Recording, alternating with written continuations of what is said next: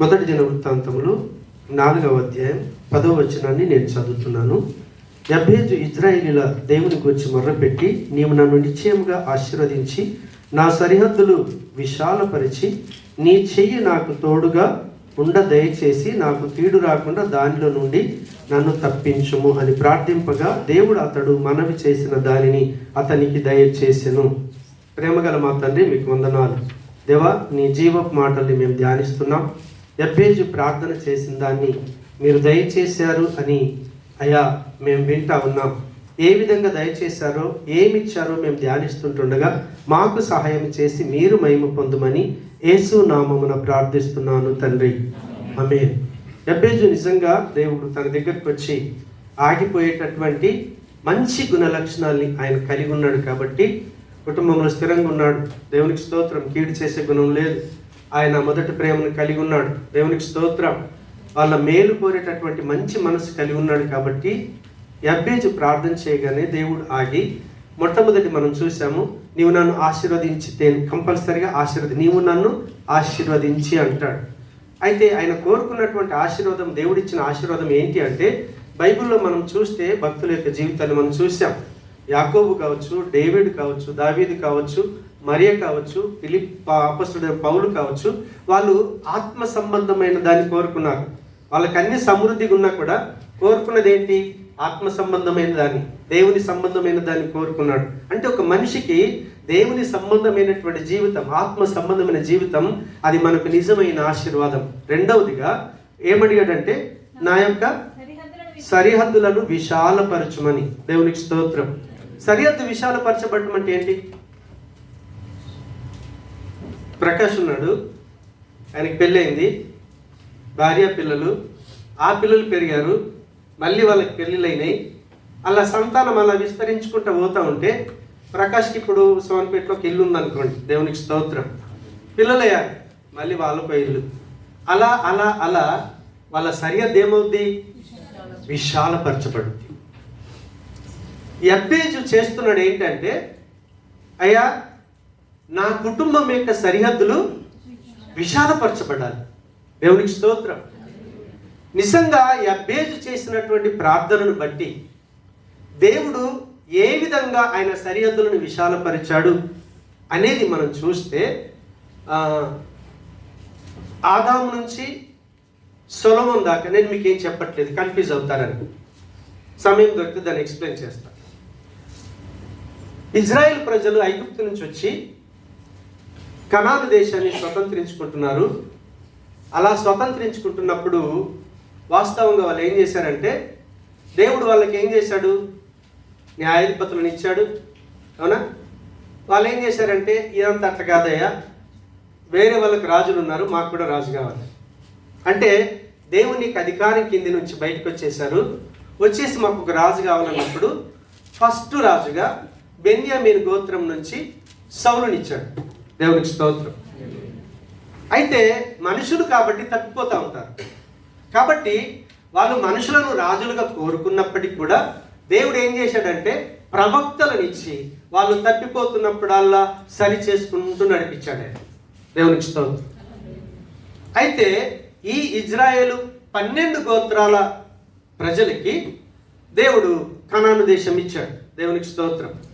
కనాను దేశం ఇచ్చిన తర్వాత రాజులు ఏలుతా ఉన్నారు. మొట్టమొదటి రాజు సౌలు దేవుని కృపను పోగొట్టుకున్నాడు. ఆ తర్వాత దావీదు యూదా గోత్రం నుంచి దేవుడు ఎన్నుకుంటాడు. దేవునికి స్తోత్రం. దావీదును ఎన్నుకున్న తర్వాత దావీదు కుమారుడైనటువంటి సొలొమోను కూడా దేవుడు ఎన్నుకున్నాడు. హల్లెలూయా. ఆ ఇజ్రాయేలు 12 గోత్రాలకు ఒక్కడే రాజు ఉన్నాడు.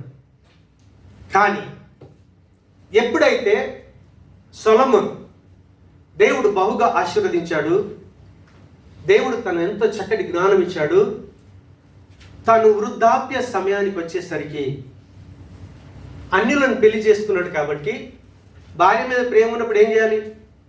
అమ్మ అడిగిన కోరిక తీర్చాలి, అయితేనే ప్రేమ ఉన్నట్టు కదా. వాళ్ళు అన్యులు కాబట్టి వాళ్ళు ఏ దేవతకు బలి కట్టమంటే ఆ బలిపీఠాలు కట్టించడం. చివరికి వస్తే దేవుడు మళ్ళీ 2 సార్లు దర్శనమిస్తాడు. నీకు చెప్తున్నాను, నువ్వు వినట్లేదు, కాబట్టి నీ చేతిలో నుంచి నేను రాజ్యాన్ని తీసేస్తున్నాను. అయితే అప్పుడు అంటాడు, నువ్వు నాతో బాగా ప్రవర్తించావు, ఓకే, నా కృపలో నీకు ఇప్పుడు నీ చేతిలో నువ్వు బ్రతుకున్నప్పుడు నీ రాజ్యాన్ని తీసివేయను, కానీ నీ తర్వాత నీ కుమారుడు రాజు అయినప్పుడు నేనేం చేస్తాను, ఖచ్చితంగా తీసేస్తానని దేవుడు హెచ్చరించాడు. ఇది చరిత్ర కాబట్టి కొంచెం మనసు పెట్టి వినండి. హల్లెలూయా. అయితే ఎప్పుడైతే సొలొమోను చాప్టర్ క్లోజ్ అయ్యి తన కుమారుడు ఎప్పుడైతే రాజుగా అభిషేకించబడుతున్నాడో, సొలొమోను ఎండింగ్ టైంలో ఏం చేస్తాడంటే యరొబాముకు ఒక బాధ్యతను అప్పగిస్తాడు. ఆ బాధ్యతను నిర్వర్తిస్తున్నప్పుడు ఒక ప్రవక్త వస్తాడు ఆయన దగ్గరికి. దేవునికి స్తోత్రం. అయితే ఆ ప్రవక్త ఏం చెప్తాడంటే, అహియా ప్రవక్త వచ్చేసి తను కొత్త చొక్కాను చింపి 12 ముక్కలు చేసి 10 ముక్కలు ఆయన చేతికి ఇస్తాడు, యరొబాము చేతికి ఇస్తాడు. యరొబాము ఎవరు? యోసేపు గోత్రానికి చెందినవాడు. యోసేపుకి 2 పిల్లలు ఉంటారు. ఎవరెవరు? ఎఫ్రాయిము, మనష్షే. ఎఫ్రాయిము గోత్రానికి సంబంధించిన వాడు యరొబాము. దేవునికి స్తోత్రం. ఇప్పుడు సొలొమోను కొడుకు, ఆయన పేరు రెహబాము. దేవునికి స్తోత్రం. రెహబాముకు దేవుడు ఏం చేస్తాడంటే 2 ఇస్తాడు. ఏంటి? రెహబాము యూదా గోత్రం, ఆయన ఎవడు? యూదుడు. యూదా పిల్లలు కదా వీళ్ళంతా, యూదా పిల్లలు కాబట్టి యూదా గోత్రం. యూదా గోత్రంలో ఆయనకి ఎప్పుడు ఏమి ఇస్తాడంటే, నీకు ఒకటి ఇస్తున్నాను అంటాడు. ఏంటంటే వాళ్ళతో పాటు కలిసి బెన్యామీను గోత్రాన్ని అప్పగిస్తాడు. అప్పుడు ఏమవుతుంది అని అంటే 10 రాజులు, ఇజ్రాయెల్ దేశం ఉంది, కనాను దేశం, ఇజ్రాయెల్ దేశం అంటాం కదా, ఉత్తర భాగానికి 10 మంది రాజులు, దక్షిణ భాగానికి 2, బెన్యామీను, యూదా. అయితే యరొబాముకేమో 10 గోత్రాలు ఇచ్చాడు. ఆయన దేశం పేరు ఉత్తర రాజ్యం. దక్షిణ రాజ్యానికి సొలొమోను కుమారుడు రాజు రెహబాము. ఇటేమో ఇజ్రాయిలీలు పరిపాలిస్తున్నారు, అంటే 10 గోత్రాలను పరిపాలిస్తున్నారు. సేమ్ టైం ఇటు దక్షిణ రాజ్యంలో యూదా గోత్రం వాళ్ళు కూడా, యూదా రాజ్యంలో కూడా పరిపాలన జరుగుతుంది. అయితే ఇక్కడ ఈ 10 గోత్రాల రాజులు ఉన్నారు కదా, ఫస్ట్ రాజు పేరేంటి అంటే ఇప్పుడు చెప్పాను కదా, యరొబాము. యరొబాము ఫస్ట్ రాజు అయ్యాడు. వాళ్ళు దాదాపుగా 19 మంది రాజులు పరిపాలన చేస్తారు. అదే సేమ్ టైంలో ఇటువైపు యూదా రాజులు 10 మంది పరిపాలన చేస్తారు. దేవునికి స్తోత్రం. అయితే యూదాను రాజుగా, అంటే ఉత్తర రాజ్యం యరొబామును మొదటి రాజులు 12వ అధ్యాయం 20వ వచనం వెళ్తే ఆయన రాజును చేసిన రెఫరెన్స్ ఉంటుంది. అదే రీతిగా మొదటి రాజులు 11వ అధ్యాయం 43వ వచనానికి వెళ్తే అక్కడనేమో రెహబాము రాజు అయ్యాడు. అయితే వాళ్ళు ఆ రీతిగా ఇటు ఉత్తర రాజ్యం, అటు దక్షిణ రాజ్యం, 10 గోత్రాల రాజులు, వాళ్ళని ఏమంటారంటే ఇశ్రాయేలు రాజు, వీళ్ళేమో యూదా రాజు, యూదా గోత్రానికి సంబంధించిన వారు కాబట్టి. ఆ రీతిగా దాదాపు యేసుక్రీస్తు పుట్టకంటే 931 సంవత్సరం నుంచి యేసు ప్రభు ఇంకా 721 సంవత్సరాలు అయితే పుడతాడు అనేదాకా వీళ్ళు రాజ్య పరిపాలన చేశారు. దేవునికి స్తోత్రం. అయితే యూదయమనడు, నా యొక్క కుటుంబం విశాలపరచబడాలి. ఇప్పుడు ఏం చేస్తాడంటే దేవుడు, వీళ్ళు ఎప్పుడైతే ఈ రాజ్య పరిపాలన చేస్తూ ఉన్నారో, రాజ్య పరిపాలన చేస్తున్నప్పుడు ఇశ్రాయేలు రాజులు ఏం చేస్తారంటే దేవునికి వ్యతిరేకమైన కార్యాలు చేస్తూ ఉంటారు. అప్పుడు దేవుడు ఏం చేస్తాడంటే ఇశ్రాయేలు 10 గోత్రాల వారిని అష్షూరు చెరకు అప్పగిస్తాడు. అష్షూరీలకు వీళ్ళు బానిసలుగా తీసుకొని పోబడతారు. దేవునికి స్తోత్రం.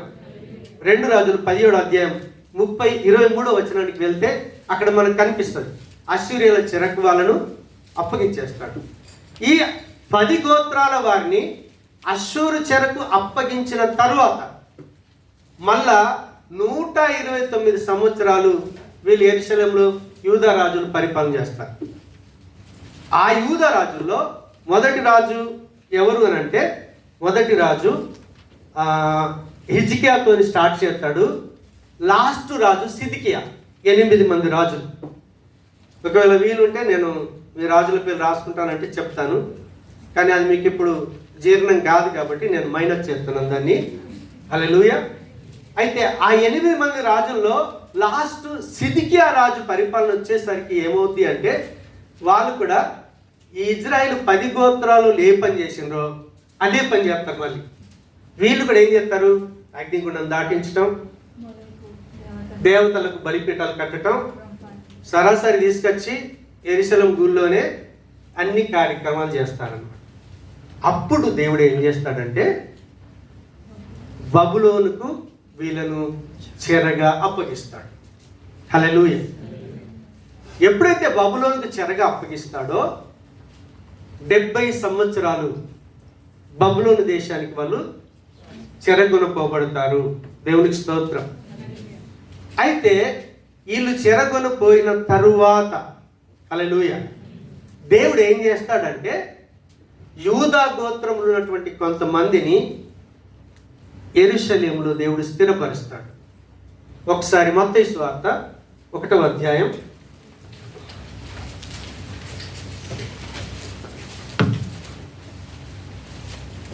12వ వచనంలో, బబులోనుకు కొనుపోబడిన తర్వాత యొకన్య, షయల్తీయేలు, ఈ విధంగా చూస్తే లాస్ట్ కత్తే యోసేపును అని అన్నాడు కదా.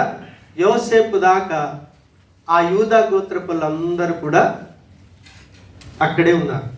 దేవునికి స్తోత్రం. అయితే ఎప్పుడైతే ఆ 70 సంవత్సరాలు పూర్తయినాయో, 70 సంవత్సరాల పూర్తి చెర అయిపోయినప్పుడు దేవుడు చేసిన పని ఏంటిది అని అంటే, అక్కడి నుంచి జెరుబ్బాబెలును, ఎజ్రాను, నెహమ్యాను తీసుకొచ్చి వాళ్ళు ఏం చేస్తారంటే మళ్ళీ మందిరం కట్టుకుంటారు. దేవునికి స్తోత్రం. హల్లెలూయా. దాదాపుగా యేసు ప్రభు పుట్టకంటే 467 సంవత్సరాలు వాళ్ళు మందిరం కట్టుకొని అక్కడ యూదులు స్థిరపడ్డారు. మీరు ఇప్పుడు చూడండి,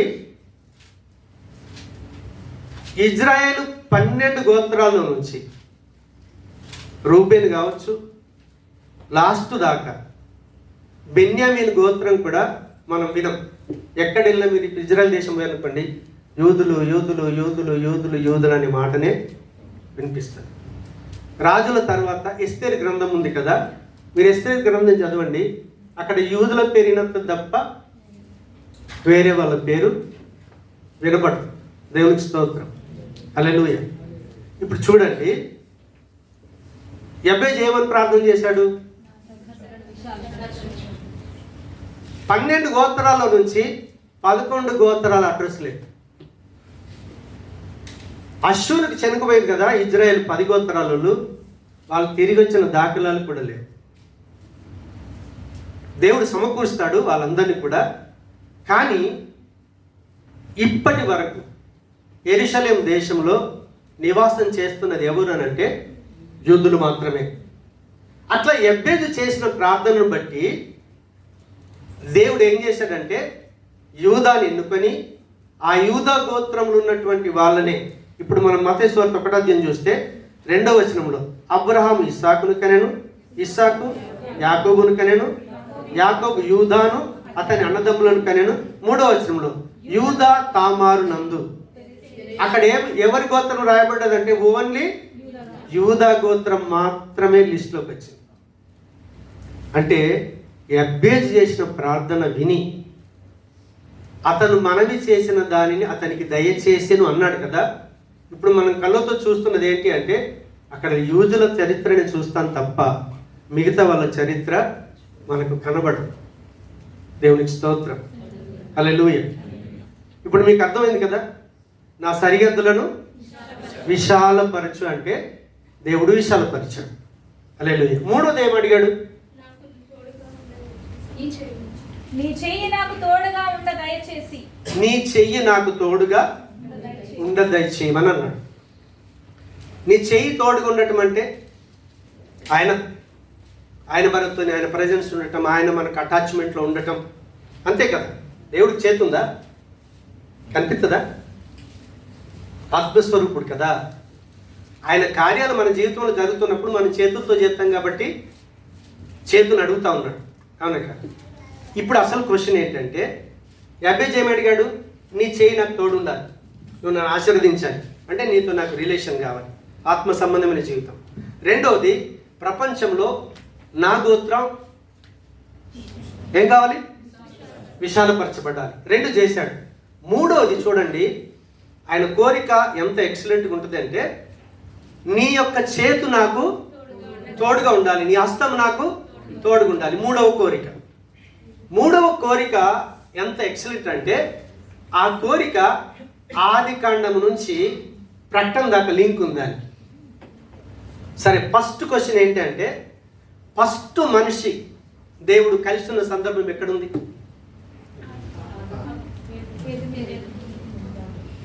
ఆదాముకు దేవుడు తోడున్నాడు.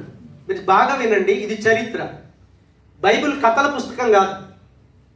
మీరు బాగా ఆలోచన చేయాలి. ప్రపంచంలో ఎన్నో పుస్తకాలు ఉన్నాయి, కానీ బైబిల్కి చరిత్ర ఉంది. అక్కడ జరిగిన దాఖలాలు ఉన్నాయి, దాన్ని ఇక్కడ రాయించాడు దేవుడు. దేవుడు ఉన్నాడు అనేది సత్యం, ఆయన మాటలు సత్యం, ఆయన చేసిన కార్యాలు కూడా సత్యమే, అబద్ధం కాదు. హల్లెలూయా. నిజంగా దేవుణ్ణి ఎరగటం దేవుడు మనకి ఇచ్చిన ధన్యత. మనకు డబ్బులు లేకపోవచ్చు, ఉద్యోగాలు లేకపోవచ్చు, భార్యలు లేకపోవచ్చు, పిల్లలు లేకపోవచ్చు, ఏమీ లేకున్నా ఎప్పుడైతే యేసుక్రీస్తుని కలిగి ఉన్నామో మనంతటి భాగ్యవంతులు ప్రపంచంలో ఎవడు కూడా లేడు. ఎందుకో తెలుసా? యాబేజు అడిగాడు, ఏమని అడిగాడు? అయ్యా, నీ హస్తం ఖచ్చితంగా నాకు తోడు కావాలి. ఇప్పుడు ఫస్ట్ ఆదాముకు దేవుడు తోడున్నాడు, అవునా కదా. మాట్లాడాడు, ప్రతిరోజు చక్కటి సంబంధం కలిగి ఉన్నాడు. తర్వాత ఆదాము సంతానం విస్తరించింది కదా. ఆదాము సంతానం విస్తరిస్తున్నప్పుడు ఆదాము యొక్క పిల్లల్లో ఫస్ట్ దేవుడితో ఎడబాటు వచ్చేసింది. కారణం ఏంటి అంటే, దేవుడితోని ఆదాము అవ్వలకే ఎడబాటు వచ్చింది. నువ్వు దినమున చచ్చెదవు అంటే ఎడబాటు అని అర్థం. ఇప్పటిదాకా బ్రతుకున్నాను, నేను చచ్చిపోయాను అనుకోండి, నా ప్రాణానికి నా బాడీకి లింక్ లేకుండా తెగిపోయిందని అర్థం. ఏమైపోయాను? నా బాడీకి ప్రాణం లేదు, ఆత్మతోని దూరం అయిపోయాను, ఎడబాటు అయ్యింది. ఎప్పుడైతే ఆదాము తాను చేయవద్దన్న పని చేశాడో, పండులు ఏం లేదు, చెట్లు ఏం లేదు. మీరేమంటారు? ఆ చెట్టు లేకుంటే ఏమవుతుండే? దాన్ని తినద్దని అన్నాడు, అందులో ఏముంటుందో చెప్పలేదు. నువ్వు ఎప్పుడైతే తింటావో నీకు నాకు లింక్ కట్ అన్నాడు. అప్పుడు ఎడబాటు వస్తుంది, చత్తావు అని చెప్పాడు, అవునక్క. సో ఆదాముకు ఎడబాటు వచ్చేసింది. ఎడబాటు వచ్చిన తర్వాత కూడా దేవుడు కనికరించి ఏదెన్ తోట నుంచి పంపించేశాడు, పిల్లల్ని ఇచ్చాడు. ఆ పిల్లలు పెరుగుతూ ఉన్నారు. పిల్లలు పెరుగుతూ ఆదికాండం 1వ అధ్యాయం నుంచి 6వ అధ్యాయం వచ్చేసరికి ఆదాము పిల్లలు ఎంత భయంకరంగా తయారైందంటే, రే మిమ్మల్ని ఎందుకు చేశారు?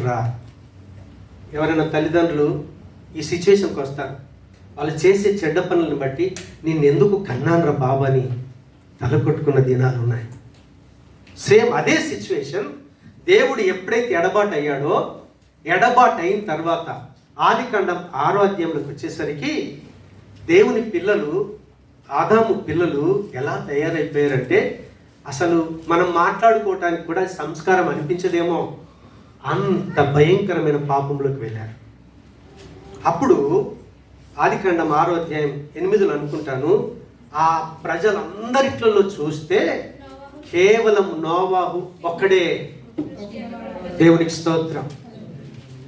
దేవుడి యొక్క కృప, దేవుడి యొక్క కనికరం ఆదాము తరువాత ఈ నోవాహును చూసేసరికి దేవుడు అంటే ఒక భయం కలిగి, దేవుడు అంటే ఒక సంబంధం కలిగి ఉన్నటువంటి జీవితాన్ని ఆ నోవాహు కుటుంబం అనుభవిస్తూ ఉంటే, అప్పుడు దేవుడు అంటాడు, ఇంకా ఈ ప్రపంచాన్ని నేనేం చేస్తున్నానంటే సమస్తం క్లోజ్ చేస్తున్నాను.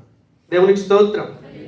ఆ సమస్తాన్ని క్లోజ్ చేసేటప్పుడు నిజంగా నోవాహు దగ్గరికి వచ్చేసరికి బాగా గమనించండి, ఆదాము నుంచి నోవాహు వరకు 1656 సంవత్సరాలు. ఆదాము నుంచి నోవాహు వరకు 1656 సంవత్సరాలు. హల్లెలూయా. అప్పుడు జలప్రలయంతో అందరినీ క్లోజ్ చేశాడు. మిగిలింది ఎవరు? నోవాహు, తన భార్య, షేము, హాము, యాపాతు, ముగ్గురు. యాపేతు వాళ్ళ భార్య, వాళ్ళ కుటుంబం విస్తరిస్తూ ఉంటే వాళ్ళు కూడా మళ్ళీ ఏమైపోయారు? సైడ్ అయిపోతూ ఉన్నారు. లోకంలో కలిసిపోయారు. భయంకరమైన విగ్రహారాధన, దేవుణ్ణి మరిచిపోయినటువంటి స్థితిలోకి వచ్చేసారు. అప్పుడు ఆదికాండం 12వ అధ్యాయం వచ్చేసరికి దేవుడు ఏం చేస్తాడంటే అబ్రహామును చూజ్ చేసుకుంటాడు. హల్లెలూయా. ఇప్పుడు ఆదాముకు తోడున్నాడు, అయిపోయింది. నోవాకు తోడున్నాడు, అయిపోయింది. నోవాహు తర్వాత అబ్రహామును దేవుడు ఎన్నుకున్నాడు. ఓకే, ఇప్పుడు అబ్రహామును దేవుడు ఎన్నుకున్నాడు కాబట్టి అబ్రహాముకు కళ్ళకు కనిపించట్లేదు. అబ్రహామా నువ్వు బయలుదేరన్నాడు. ఏటేళ్లలో తెలియదు, బయలుదేరుతా ఉన్నాడు. దేవునికి స్తోత్రం. కాసేపు అయింది. తర్వాత దేవుడు ఏం చేశాడంటే ఆయన జీవిత గమనంలో చక్కటి అమ్మాయిని ఇచ్చాడు. అమ్మాయిని ముందే ఇచ్చాడు కదా, తీసుకొని బయలుదేరాడు. బయలుదేరుతూ ఉంటే ఒక సందర్భం వచ్చింది. దేవుడు చక్కటి గర్భఫలం ఇచ్చాడు. ఓకే, ఆ గర్భఫలం దేవుడు ఇయ్యకంటే ముందు అబ్రహాము భార్య యొక్క దాసి పేరు హగర్. చక్కగా జ్ఞాపకం ఉంచుకోండి. అబ్రహాంతో పాటు ఎవరు వెళ్ళారు? ఇంకా లోతు కూడా వెళ్ళాడు. ఓకేనా? మీరు జస్ట్ కథలాగా మైండ్లో ఉంచుకోండి, నేను రెఫరెన్స్ చెప్పట్లేదు. అబ్రహాముతోని లోతు బయలుదేరాడు, అబ్రహాం బయలుదేరాడు. వాళ్ళు బయలుదేరుతూ ఉన్నారు. దేవుడు చక్కటి గర్భఫలం ఇచ్చాడు. అయితే లేట్ అవుతుందని చెప్పేసి శారా ఏం చేస్తుందంటే, నువ్వు చెప్పేటట్టుకి నా లైఫ్ అయిపోయేటట్టుంది, అయిపోయింది, ఇంకా కనీసం నా పని మనిషి ఉంది కదా, హగర్తోని నువ్వు వెళ్తే దేవుడు ఇస్తాడేమో. హల్లెలూయా. హగర్కు దేవుడు సంతానం ఇచ్చాడు. కొడుకు పేరేంటి? ఇష్మాయిల్. 12 మంది రాజులు. అబ్రహాము దాసితోని కన్నది ఇష్మాయిల్. మళ్ళీ దేవుడు అంటాడు, అబ్రహామా ఇస్సాకు వలననైనదే నా సంతానం. దేవుడు వాగ్దానం చేశాడు. దేవునికి స్తోత్రం. హల్లెలూయా. అలా ఎప్పుడైతే ఇస్సాకును శారాను జ్ఞాపకం చేసుకున్నాడో, శారాకి ఎవరు పుట్టారు? ఇస్సాకు పుట్టాడు. దేవునికి స్తోత్రం. దేవుడు ఏం వాగ్దానం ఇచ్చాడు? ఇస్సాకు వలనైనదే నా సంతానం. దేవుడు ఇప్పుడు అబ్రాహాము నుంచి తోడు ఎవరికి ఇచ్చాడు? ఇస్సాకుకి ఇచ్చాడు. అవునా కదా? సరే, అబ్రహాం ఎంబట లోతు బయలుదేరాడు కదా, లోతుకు కూడా దేవుడు ఏం చేశాడు? సంతానం ఇచ్చాడు. రాంగ్ సంతానం. దేవుడు తోడు లేడు. హల్లెలూయా. జాతులు ఎలా విస్తరిస్తున్నాయో మీరు ఆలోచన చేయండి. ఓకే, సో ఇటు అబ్రహాము అగర్కు సంతానం ఇచ్చాడు, శారాకు సంతానం ఇచ్చాడు. శారా చచ్చిపోయింది, కెతూరం చేసుకున్నాడు. ఆదికాండం 25వ అధ్యాయం 1 నుంచి 4 వచనాల్లో కెతూరా సంతానం కనిపిస్తుంది. ఇటు కెతూరా సంతానం కావచ్చు, అటు హగర్ సంతానం కావచ్చు. దేవుడు ఏం చెప్పాడు? ఇస్సాకు వలననైందే నా సంతానం. హల్లెలూయా. ఇప్పుడు సంబంధం ఉన్న సంతానం ఎవరు? ఇస్సాకే. ఓకే, ఇస్సాకుకు దేవుడు చక్కటి భార్యని ఇచ్చాడు, రిబ్కాని. ముందుకు సాగుతూ ఉన్నారు. ఇస్సాకు ఎంతమంది పిల్లలు?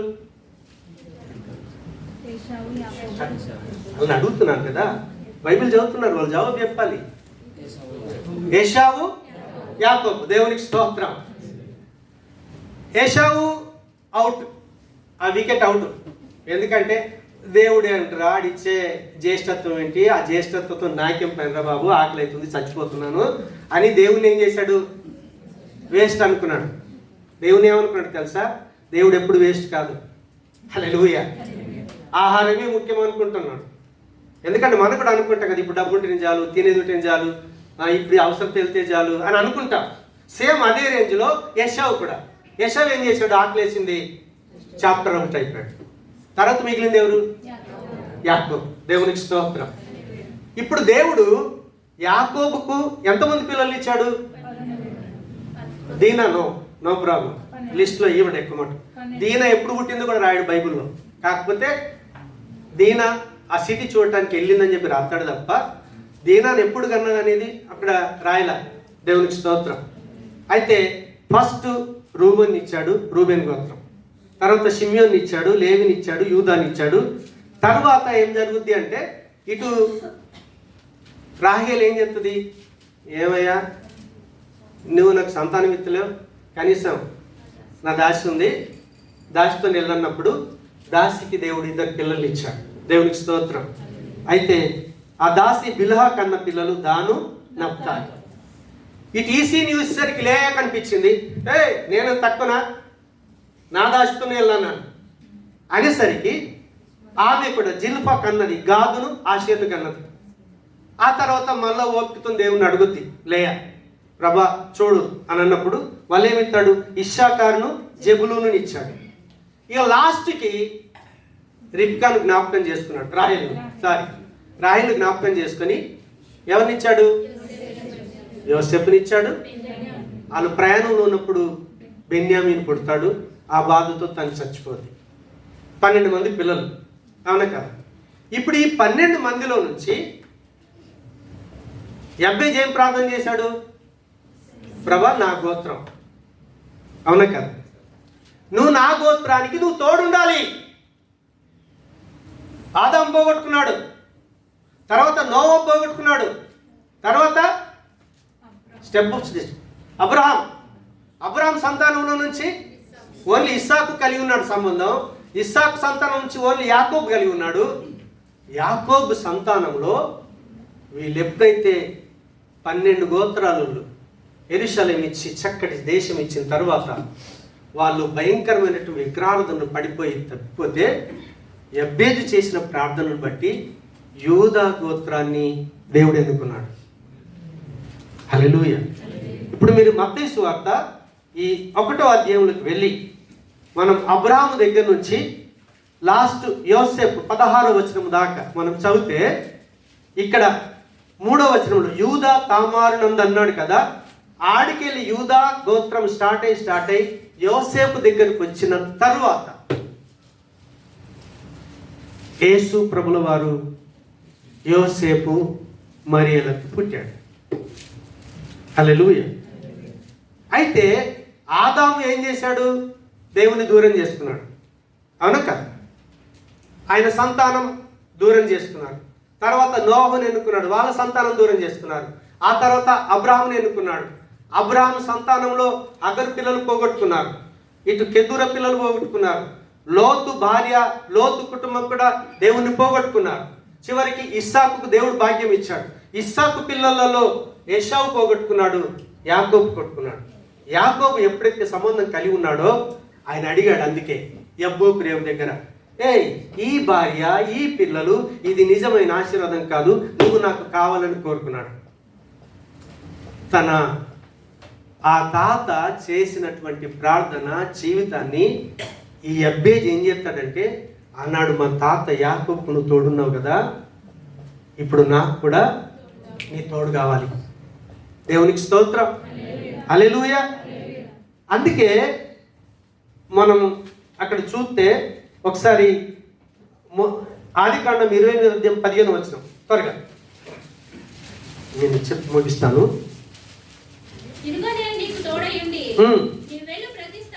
నువ్వు వెళ్ళు ప్రతి స్థలమందు నిన్ను కాపాడుచు మరలా రప్పించదను వరకు చెప్పగా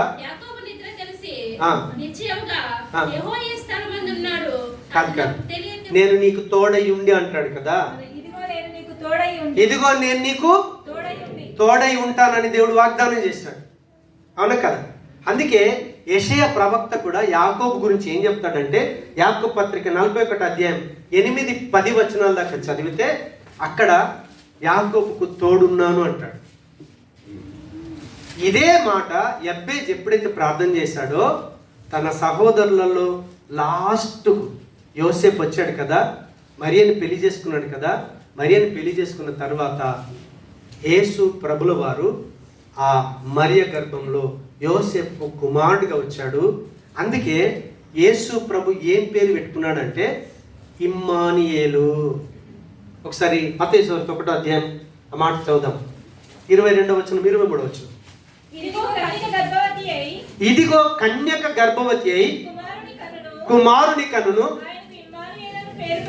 ఆయనకు ఇమ్మానుయేలని పేరు పెట్టుదురు అని ప్రభువు తన ప్రవక్త ద్వారా పలికిన మాట నెరవేరునట్లు ఇదంతయు జరిగెను. ఇమ్మానుయేలు పేరునకు భాషాంతరమున దేవుడు మనకు తోడు. ఆదాం పోగొట్టుకున్నాడు, ఆయన సంతానం పోగొట్టుకుంది. తర్వాత నోవా పోగొట్టుకున్నాడు. ఆ తర్వాత అబ్రహాం పోగొట్టుకున్నాడు. అబ్రహాం పిల్లలలో ఇస్సాక్ కలిగి ఉన్నాడు. లోతు సంతానం పోగొట్టుకున్నాడు. అబ్రహాం భార్య దాసి హగరు సంతానం పోగొట్టుకుంది. ఓన్లీ షారా సంతానమును దేవుడు జ్ఞాపకం చేసుకున్నాడు. కెతుర సంతానం కూడా పోగొట్టుకుంది. ఆ రీతిగా యాకోబు దగ్గరకు వచ్చేసరికి ఎషావు సంతానం కూడా పోగొట్టుకున్నారు. యాకోబు సంతానంలో నుంచి యబ్బేజు చేసినటువంటి ప్రార్థనను బట్టి ఇప్పుడు మళ్ళా ఇశ్రాయేలీయులకు దేవుడు తోడుగా ఉన్నాడు. అది నిజమా అంటే 100% నిజం. ఇప్పుడు ప్రపంచం అంతా ఒక్కటైనా ప్రపంచంలో చిన్న సముద్రంలో చుక్కుంటు చూడు, అలాంటి చుక్క యెరూషలేం దేశం, యూదా దేశం, ఇజ్రాయెల్ దేశం. ఆ చుక్కను జయించడానికి ప్రపంచ దేశాలన్నీ ఒక్కటైనా కూడా ఎవడేం చేయలేడు. దేవుడు వాళ్ళ పక్షాన ఉన్నాడు. చూడండి, ఇజ్రాయెల్ ప్రజలు ప్రపంచానికి ఏం కావాలో నువ్వు సైన్స్ పరంగానా ఆర్థిక పరంగానా ఏ రకంగా చూసినా దేవుడు వాళ్ళని ఆశీర్వదించి వాళ్ళు ఇచ్చిన టెక్నాలజీతోని ఈరోజు ప్రపంచం నడుస్తుంది. ఎందుకో తెలుసా? దేవుడు యూదా గోత్రానికి తోడుకున్నాడు. దేవుడు యూదా గోత్రానికి తోడుగా ఉన్నాడు. ఇక మనకు వచ్చాం కదా, మనం పనికిరాని వాళ్ళం, చెత్తగలం మనంటువంటి మనుషులు. ఇంకా అసలు కొన్నిసార్లు నా లైఫ్ నేను జ్ఞాపకం చేసుకుంటే నేను ఇంత నీచమైన వాడిని అని నేను కొన్నిసార్లు జ్ఞాపకం చేసుకుని ఏడుస్తూ ఉంటాను. ఎందుకో తెలుసా? ఈరోజు దేవుణ్ణి కలిగి ఉండే భాగ్యం ఇచ్చాడు.